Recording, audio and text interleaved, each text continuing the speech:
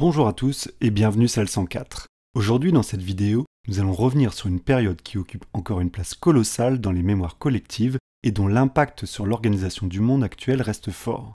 Il s'agit bien entendu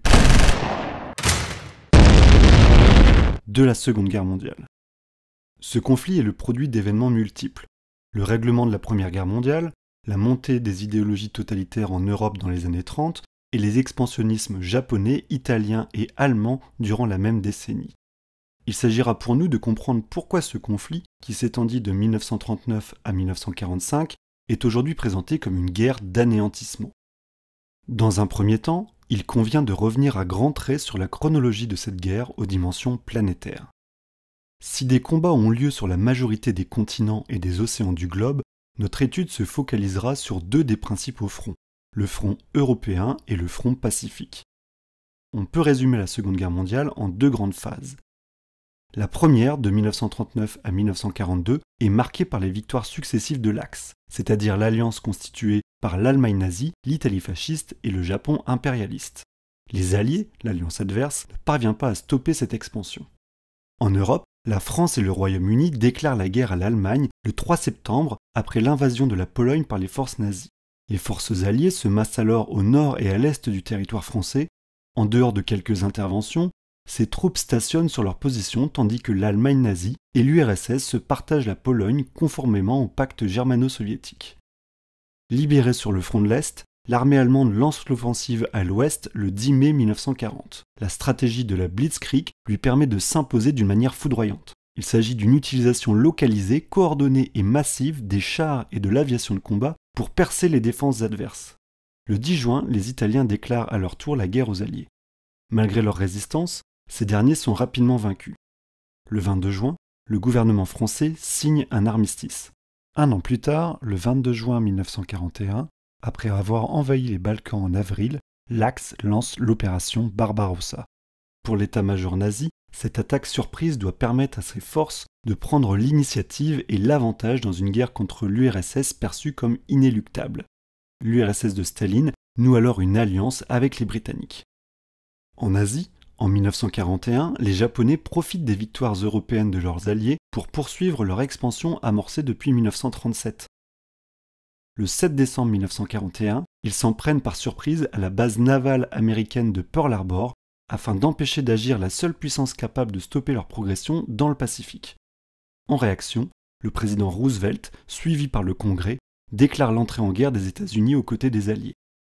La seconde phase de la Seconde Guerre mondiale, de 1942 à 1945, voit le retournement du conflit. À l'est de l'Europe, à Stalingrad, les Soviétiques infligent une très lourde défaite aux Allemands et à leurs alliés et commencent à les repousser. À l'ouest, les Britanniques et les Américains organisent le plus grand débarquement de l'histoire en Normandie le 6 juin 1944. Leur succès en Afrique du Nord depuis 1942 leur permet de faire capituler l'Italie et de débarquer en Provence. Sur le front asiatique et pacifique, la victoire américaine à Midway de juin 1942 met fin à la supériorité japonaise dans cet espace. En 1945, l'étau se resserre partout sur l'Axe. Le 30 avril, Hitler se suicide. L'Allemagne capitule le 8 mai 1945. En Asie, les combats continuent, mais les bombardements atomiques lancés par les Américains sur les villes d'Hiroshima et de Nagasaki les 6 et 9 août font plier le Japon, qui signe sa reddition le 2 septembre 1945. Ce contexte bien en tête, dans notre seconde partie, nous allons pouvoir caractériser le second conflit mondial comme une guerre totale aux enjeux idéologiques et à la violence inédite. Comme la Grande Guerre avant elle, la Seconde Guerre mondiale est donc une guerre totale, puisque pour parvenir à la victoire, tous les belligérants ont dû mobiliser toutes leurs ressources économiques disponibles, ainsi l'Allemagne nazie réquisitionne puis pille les pays occupés, toutes les ressources humaines, ainsi les États-Unis mobilisent 50 millions de travailleurs pour leur économie de guerre, enfin toutes leurs ressources morales en mobilisant les esprits par le biais de la propagande, comme l'illustrent par exemple les productions Disney durant le conflit. De même, on peut qualifier ce conflit de guerre idéologique, car s'y affrontent des conceptions du monde totalement différentes. Ainsi, les Alliés développent le thème de la défense des valeurs démocratiques, tandis que l'Allemagne nazie se présente comme le seul rempart contre le complot juif et communiste qui menacerait la race aryenne et le monde. Les affrontements sont si intenses et si existentiels que sur certains fronts, la victoire ne s'envisage pas avec la défaite de l'ennemi, mais avec la destruction de toutes ses capacités humaines et industrielles. On parle alors de guerre d'anéantissement. C'est particulièrement prégnant sur le front de l'Est en Europe. Pour Hitler, dès le début de l'opération Barbarossa, c'est une lutte à mort qui s'ouvre avec l'URSS. L'antagonisme idéologique entre le national-socialisme et le communisme soviétique ne peut se terminer que par la disparition de l'un ou l'autre. Par conséquent, pour lui, les combats doivent être menés avec une rigueur sans précédent, et les soviets doivent être liquidés. Dans l'autre camp, en juillet 1942, Staline ordonne expressément d'exterminer l'ennemi, afin de tenir Stalingrad, qui est à la fois un symbole puisqu'elle porte son nom, mais aussi un nœud ferroviaire essentiel pour la logistique de l'armée rouge, et enfin un verrou qui bloque l'accès aux champs de pétrole du Caucase tant convoité par l'Axe. Chaque soviétique est appelé à combattre à mort. Tout soldat qui recule est considéré comme un traître à la mère patrie. Comme nous allons le voir dans notre dernière partie, cette situation aboutit à des crimes de masse. En effet, les crimes de guerre nazis s'inscrivent dans cette logique de guerre d'anéantissement. Le sort réservé à certains groupes et surtout aux opposants politiques est ainsi édifiant. La logique concentrationnaire mise en place en Allemagne depuis 1933 est étendue à tous les territoires conquis et aux États satellites de l'Axe. Arrêtés par la Gestapo, les déportés viennent de toute l'Europe et représentent 22 nationalités. Pour l'Allemagne nazie, ces camps de travaux forcés doivent soutenir l'effort de guerre du pays. Ils disposent ou sont à proximité de lieux de production, comme le camp de Dora, qui possédait une usine souterraine destinée à produire des missiles V2. Les déportés sont exploités jusqu'à la mort et privés de leur humanité.